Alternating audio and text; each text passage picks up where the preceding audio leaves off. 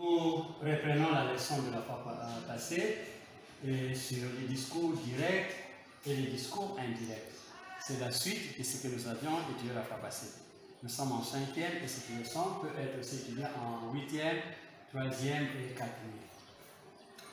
Et nous avons dit que les discours directs consistent à faire quoi? À répéter la parole ou bien la pensée de quelqu'un sans qu'il y ait un changement.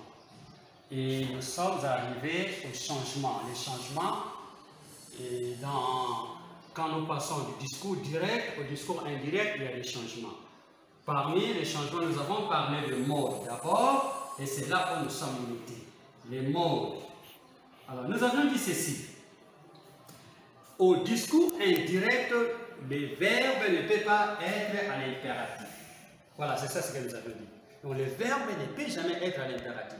L'impératif est remplacé soit par le subjonctif, mais de préférence par l'infinitif. Voilà, c'est ça, c'est ce que nous avons dit la fois passée. Nous avons donné l'exemple. Nous avons dit, nous avons donné un exemple en disant sors. Et le verbe est à l'impératif. Alors, au discours indirect, on dira le professeur a dit de sortir. Ou bien le professeur a dit qu'on sort. Voilà, là, c'est le premier mot. Et pendant le premier changement, les verbes ne peuvent pas être à l'impératif.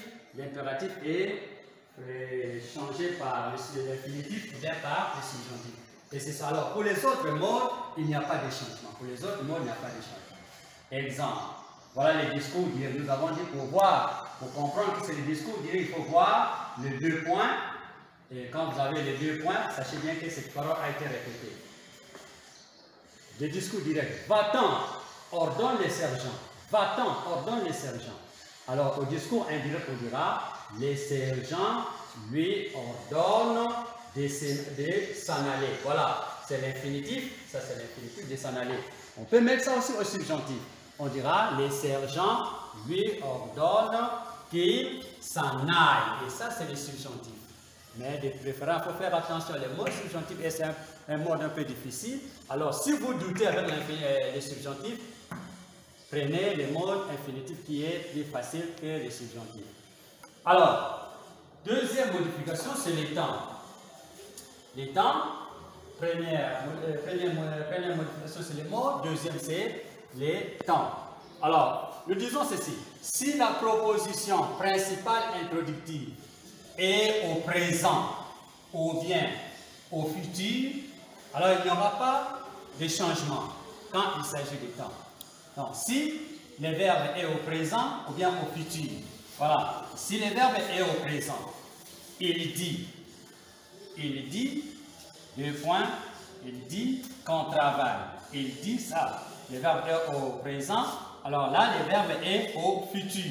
Mais la réponse sera la même. La réponse sera la même. Il dit qu'on travaille. Ou bien on dira, il dira qu'on travaille. C'est la même chose. Mais le verbe peut être aussi à l'imparfait. Mais l'imparfait marque généralement la simultanéité. Quand nous parlons de simultanéité, c'est quelque chose qui se passe au même moment. Nous avons il disait, voilà, ça c'est l'imparfait. Il disait, alors le verbe aussi du subjonctif sera et à l'imparfait. Il disait qu'il travaillerait. Pardon. Il disait qu'il travaillait. Voilà, ça c'est le même temps. Et la proposition principale et la proposition subordonnée, il y a le même temps. Alors, si le verbe est au futur simple ou bien au futur antérieur, futur simple ou bien futur antérieur, alors là, il faut savoir que le futur simple et le futur antérieur marquent ce qu'on appelle la postérité. La postérité, quand on dit post, post c'est quelque chose qui doit venir après. Post, voilà. Alors on dira, il dira, il travaillera. Ça viendra après. Et enfin, pour le temps, le verbe peut être aussi au plus que parfait. Et retenons que le plus que parfait exprime une antériorité. Antériorité, ante. Et vous qui faites les latins, on dit ante-Christ, c'est notre nom avant. Donc quelque chose qui vient avant. Alors on dira, il avait dit. Voilà, c'est le plus que parfait. Il avait dit et au subjonctif, pardon, au subordonné, on dira, il avait dit qu'il avait travaillé. Qu'il avait travaillé. Alors quand il s'agit, maintenant, quant à la personne, d'une manière générale, écoutez, la personne, en ce qui concerne la personne, la première des choses qu'il faut comprendre, que c'est l'essence qui doit nous aider pour bien travailler la phrase, l'essence. Lis bien la phrase et tu vas comprendre quel est l'essence qui est dans cette phrase. Alors là, l'essence va nous guider. Mais en général, retiens, la première personne devient la troisième personne. La deuxième personne devient la première personne. Là, je vais donner un exemple. Nous regardons deux phrases au tableau. La première phrase, papa dit, mon oncle m'invite au village. C'est la phrase de la fois passée. La deuxième phrase, maman dit, tu iras à la messe de minuit quand tu seras grand. Alors, nous venons de dire ceci, que d'une manière générale, la première personne devient la troisième et la deuxième personne devient la troisième personne. Alors, nous sommes ici, nous avons mon, c'est la première personne, mais c'est la première personne, tu, c'est la deuxième personne, et tu, c'est la deuxième personne.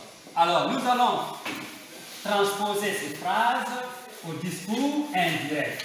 Alors, au discours indirect, ça c'est le discours direct, et vous savez vous-même que quand vous avez les deux points, nous sommes déjà au discours direct. Alors, au discours indirect, nous prenons la première phrase. Celle-ci, on dira, papa dit, nous chassons les deux points et les guillemets. Alors, nous disons, la première personne devient la troisième. Papa dit que le troisième sera son oncle, voilà, son oncle l'invite au village. Voilà, donc ce que nous disons, généralement la première personne devient la troisième, et la deuxième personne, nous sommes là, la deuxième phrase, dans la deuxième phrase, maman dit, nous chassons les deux points et nous remplaçons par que maman dit que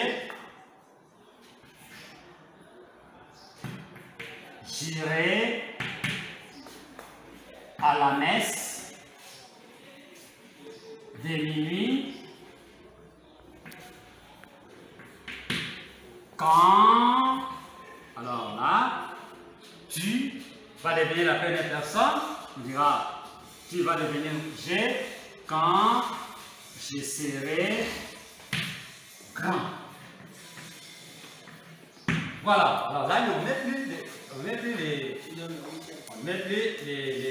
les guillemets. Voilà, la première personne, la première personne devient la troisième et la deuxième personne devient la première personne.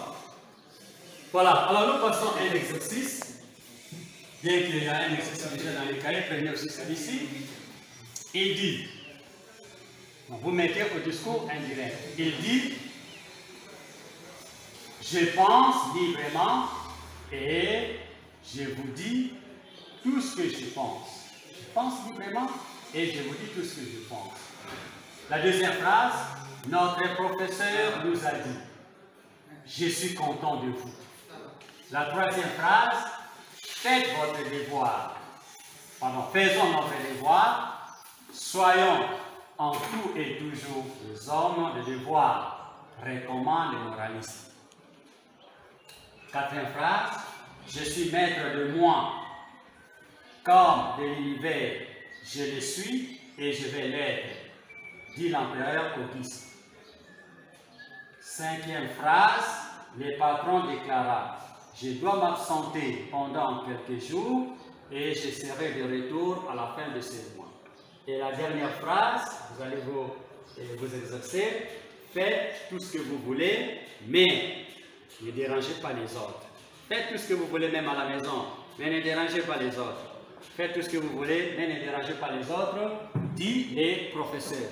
Voilà, et travaillez cet exercice, prenez le temps de lire, de relire encore, et d'ici peu de temps, les choses vont revenir à la normale et nous allons nous rencontrer.